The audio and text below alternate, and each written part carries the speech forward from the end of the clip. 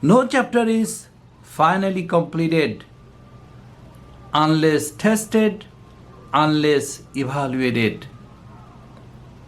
Only imaginative listening, imaginative learning, volatile learning.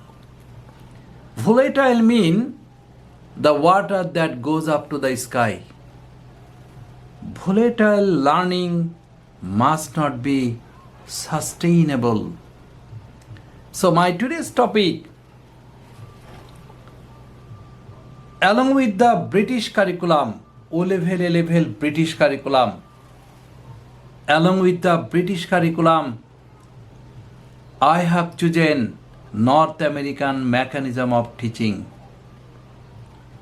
From our long observing mechanism, we have observed students like to listen. They don't like to permanent. They don't like to make this permanent. So this is our mechanism. We target 10 topics, either from physics, chemistry, biology, economics, whatever the subject. After targeting 10 topics, the topics are explained very nicely. Proper understanding. But we don't invest too much time on explanation because we believe that students listen and forget. So just after delivering information, we like to take exam from the British resources. I mean the question patterns, not the local question patterns. The question patterns are from the British international resources. So the first priority, understanding. Second issue,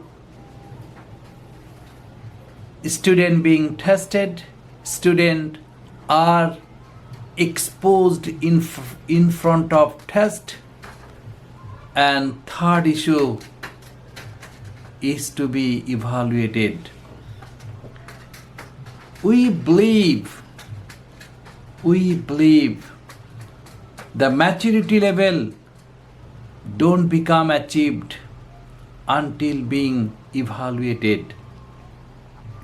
When teacher, after 3-day exam, when teacher evaluate the copy from the British answer paper, again the copy shouldn't be tested, the copy shouldn't be evaluated by teacher himself.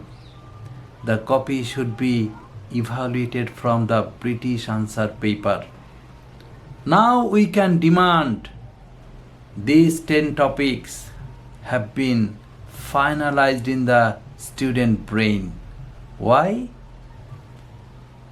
Explaining, testing, evaluating.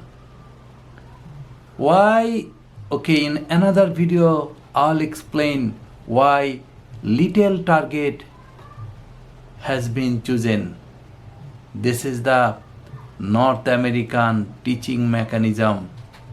Thank you.